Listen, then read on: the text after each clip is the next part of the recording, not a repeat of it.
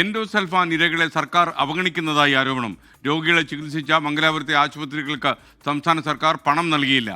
MLA എന്ന നിലയിൽ കത്ത് നൽകിയിട്ടും സർക്കാർ മുഖം തിരിച്ചെന്ന് എന്നെ നെല്ലിക്കുന്ന MLA 24നോട് പറഞ്ഞു. എൻഡോസൾഫാൻ ദുരിതബാധിതരെക്കുറിച്ച് പറയുമ്പോൾ ഓരോ ദിവസവും ഇങ്ങനെ ക്രൂരമായി അവഗണിക്കപ്പെട്ടുകൊണ്ടിരിക്കുകയാണ്. എൻഡോസൾഫാൻ ഇരകൾക്ക് ദുരിതബാധിതർക്ക് ഇന്ന് മരുന്ന് കിട്ടുന്നില്ല. ആ ആശുപത്രി എൻഡോസൾഫാൻ ഇരകൾ അങ്ങോട്ടേക്ക് അടുപ്പിക്കുന്നില്ല. എന്താണ് കാരണം? അവർക്ക് പൈസ കൊടുക്കാണ്ട് നമ്മുടെ സർക്കാർ ആ പൈസ കൊടുത്തിട്ടില്ല. എൻഡോസൾഫാൻ ദുരിതബാധിതർക്ക് ചികിത്സ നൽകിയതിൻ്റെ പേരിൽ ഞങ്ങൾക്ക് ഒരുപാട് തുക കുടിശ്ശികയായിട്ടുണ്ട്. ആ കുടിശ്ശിക ഞങ്ങൾക്ക് ലഭ്യമാകാൻ MLA ഇടപെടണമെന്ന് പറഞ്ഞിട്ട് NFI ഹോസ്പിറ്റലിലെ ആളുകൾ എനിക്ക് കത്തയച്ചിട്ടുണ്ട്. ആ കത്ത് ഞാൻ സർക്കാരിന് ഫോർവേഡ് ചെയ്തിട്ടുണ്ട്. ഒരു നടപടിയുമില്ല. എന്നെ നെല്ലിക്കുന്ന MLA സംസാരിക്കുകയായിരുന്നു. എൻഡോസൾഫാൻ ഇരകളായ 1031 പേരെ കൂടി ലിസ്റ്റിൽ ഉൾപ്പെടുത്താമെന്ന മുഖ്യമന്ത്രിയുടെ നിയമസഭയിലെ പ്രഖ്യാപനവും നടപ്പായിട്ടില്ലെന്ന് എൻഡോസൾഫാൻ സമരസമിതി. സാമ്പത്തിക സഹായം വേണ്ടെന്നും ചികിത്സ ഉറപ്പാക്കിയാൽ മാത്രം മതിയെന്നും സമരസമിതി കൺവീനർ ബിന്ദു 24നോട്. 2024 ജൂലൈ 10 മുഖ്യമന്ത്രി ഇപ്പോൾ പറഞ്ഞതാണ് നമ്മളോട് നിയമസഭയിൽ 1031 എൻഡോസൾഫാൻ ദുരിതബാധിതരെ കാസർഗോഡ് പാക്കേജിൽ ഉൾപ്പെടുത്തിയിട്ട് എല്ലാ സഹായങ്ങളും നൽകുമെന്ന് പ്രഖ്യാപിച്ചിരുന്നു. ഇതുവരെ 1 വർഷവും 3 മാസമായി നമുക്ക് ഒരു ആനുകൂല്യം ചികിത്സ അടക്കമില്ല ഒരു ആനുകൂല്യം നമുക്ക് നൽകിയിട്ടില്ല. നിലവിൽ ഇപ്പോൾ ഒരു സാമ്പത്തിക സഹായവും കിട്ടുന്നില്ല. നമുക്ക് സാമ്പത്തിക സഹായം വേണ്ട, നമുക്ക് ചികിത്സ ഉറപ്പായിട്ടും കിട്ടും. കാസർഗോഡ് നിന്ന് അരുൺ പാറക്കൽ തത്സമയം ചേരുകയാണ്. അരുൺ, പ്രൈം ടൈമിലേക്ക് സ്വാഗതം. യഥാർത്ഥത്തിൽ എൻഡോസൾഫാൻ വിക്ടിംസിന് അവഗണന തുടങ്ങിയിട്ട് കുറച്ചധികം കാലമായി. അവരുടെ അവസ്ഥയൊക്കെ നമ്മുടെ ഭരണാധികാരികൾക്ക് മനസ്സിലാകില്ല എന്ന് പറഞ്ഞാൽ കുറച്ച് കഷ്ടമാണ്. ഒരിക്കലെങ്കിലും പോയി അതൊക്കെ കണ്ടിട്ടുള്ള ആളുകൾക്ക് എങ്ങനെയാണ് അവരെ വിസ്മരിക്കാൻ കഴിയുക? പറയൂ പാറക്കൽ.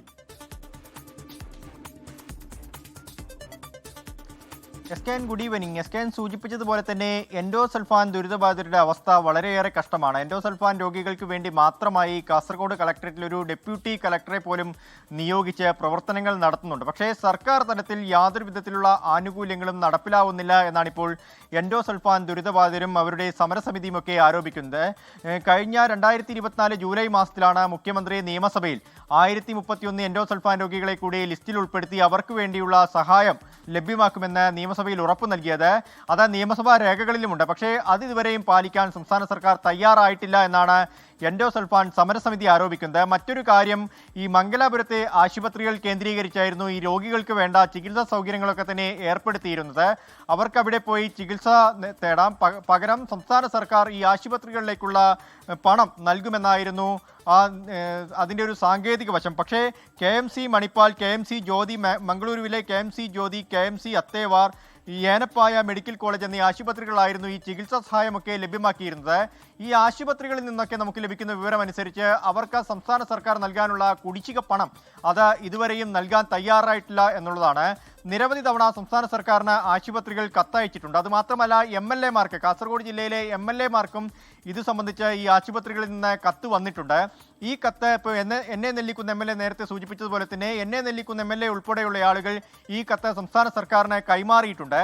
പക്ഷേ ആ കത്തിൽ മറുപടി നൽകാനോ ഈ പണം അടയ്ക്കാനോ ഇതുവരെയും സംസ്ഥാന സർക്കാർ തയ്യാറാവുന്നില്ല എന്നൊരു ആരോപണം കൂടി വരുന്നുണ്ട്. സർക്കാരിൻ്റെ സാമ്പത്തികമായുള്ള പ്രശ്നങ്ങളാണ് ഇതിനൊക്കെ കാരണമെന്നാണ് പറയപ്പെടുന്നത്. എന്തായാലും എൻഡോസൾഫാൻ രോഗികളുടെ കാര്യത്തിൽ അവരെ വളരെയേറെ ദുരിതത്തിലാണ്. അവർക്ക് ചികിത്സാ സഹായം ഒന്നും തന്നെ ലഭിക്കുന്നില്ല. അതുമാത്രമല്ല, പെൻഷൻ കുടിശ്ശിക ഉൾപ്പെടെ അത് മുടങ്ങിപ്പോകുന്ന ഒരു സാഹചര്യം പോലും ഉണ്ടാവുന്നുണ്ട്. നമ്മൾ നേരത്തെ തന്നെ ഈ വാർത്തകളിലൊക്കെ തന്നെ അത് സൂചിപ്പിച്ചിരുന്നു. 1031 പേരെ ലിസ്റ്റിൽ ഉൾപ്പെടുത്താമെന്ന് മുഖ്യമന്ത്രി ഉറപ്പ് നൽകിയതാണ്. പക്ഷേ ആ ഉറപ്പ് ഇതുവരെയും പാലിക്കപ്പെട്ടിട്ടില്ല. 1 വർഷവും 3 മാസവും പിന്നിട്ട് കഴിഞ്ഞു. ഇതുവരെയും ആ ഉറപ്പ് പാലിക്കപ്പെട്ടില്ല എന്നാണ് ഈ എൻഡോസൾഫാൻ സമരസമിതി പറയുന്നത്. മറ്റൊരു കാര്യം, മന്ത്രി മുഹമ്മദ് റിയാസിനാണ് എൻഡോസൾഫാൻ സെൽ യോഗം വിളിച്ചു ചേർക്കാനുള്ള ചുമതലയുള്ളത്. 2.5 വർഷത്തിന് ശേഷം മന്ത്രി തിരുവനന്തപുരത്തിരുന്ന് ഓൺലൈൻ മുഖേന സെൽ യോഗം വിളിച്ചു ചേർത്തു എന്നൊരു ആരോപണം കൂടി വരുന്നുണ്ട്. എന്തായാലും ഇവരുടെ ദുരിതത്തിനൊരു പരിഹാരമുണ്ടാവണം. എസ്കേൻ.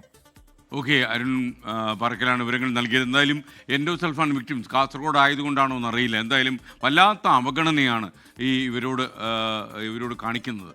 ലോകത്തെവിടെയായാലും ഏത് സമയത്തും 24 വാർത്തകളും ഓഗ്മെന്റഡ് റിയാലിറ്റി പാക്കേജുകളും എക്സ്പ്ലെയിനറുകളും വിശദമായി കാണാൻ ഞങ്ങളുടെ YouTube ചാനൽ നിങ്ങൾക്ക് സബ്സ്ക്രൈബ് ചെയ്യാം.